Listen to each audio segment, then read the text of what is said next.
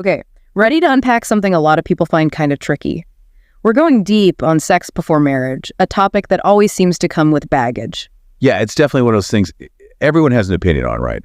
But what's interesting is even the stuff we've been looking at, it kind of emphasizes looking past just right or wrong, you know? Which is so important. It feels like we get stuck in that yes-no loop when the reality is way more complicated. Exactly.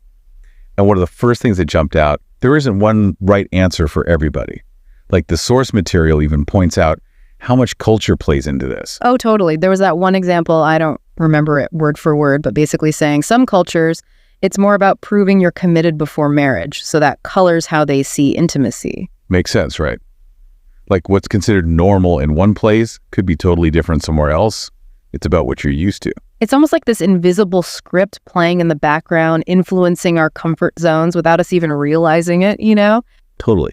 And what they're getting at is those outside pressures mix with our own values, which is where it gets really interesting. It makes it unique to each person. Okay, so we've established it's not about finding a universal yes or no, but the source doesn't just leave us hanging there. It gets into the emotional stuff too, which I thought was really insightful. Yeah, and it acknowledges right off the bat, sex can make people feel really different things.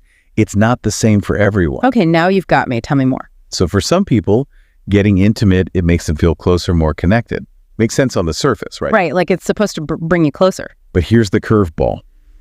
The source also says that depending on your values, maybe what the relationship is like, some people end up feeling guilty afterwards. Regret, even. Dude, that's what I mean. It's so easy to assume it's simple, but it's obviously way more complex underneath. And that complexity, that's where this whole emotional intelligence thing comes in. Mm-hmm.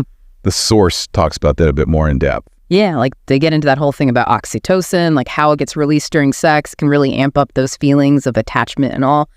But here's the kicker. It's different for everyone. Past relationships, just how your brain works, it all factors in. So it's not just like a magic hormone that fixes everything. It's how we each experience it that really matters, huh? Exactly. And this is where knowing yourself comes in, being able to talk to your partner, all that. Super important. Makes you think, right? Knowing your own values, being able to actually say them out loud, that's huge for intimacy, no matter what culture you're from or what you personally believe. 100%. The source goes even further, talking about how we should be, mindful. Like intimacy shouldn't just be about the physical stuff, kind of think about the emotional impact too.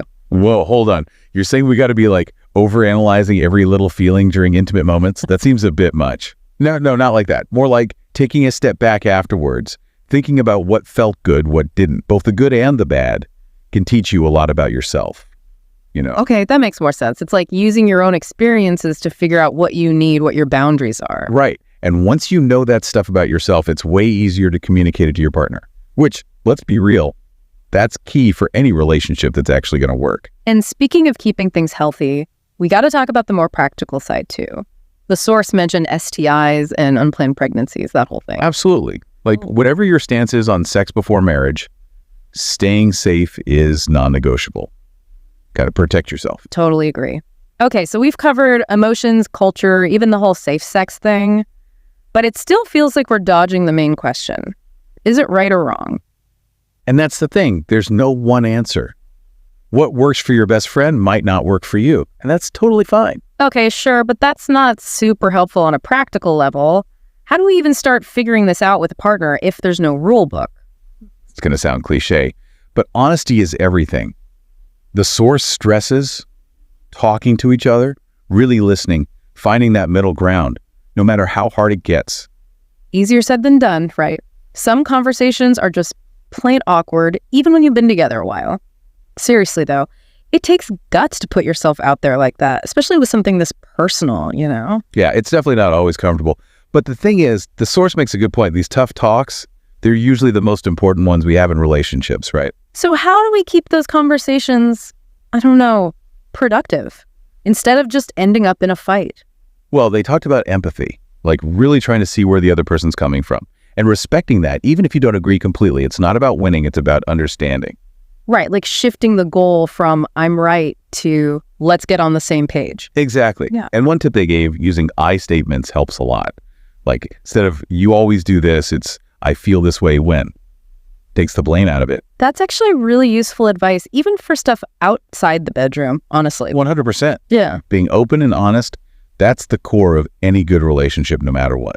Okay, so we've covered a lot of ground here. If you had to pick just one thing for our listeners to take away, what would it be?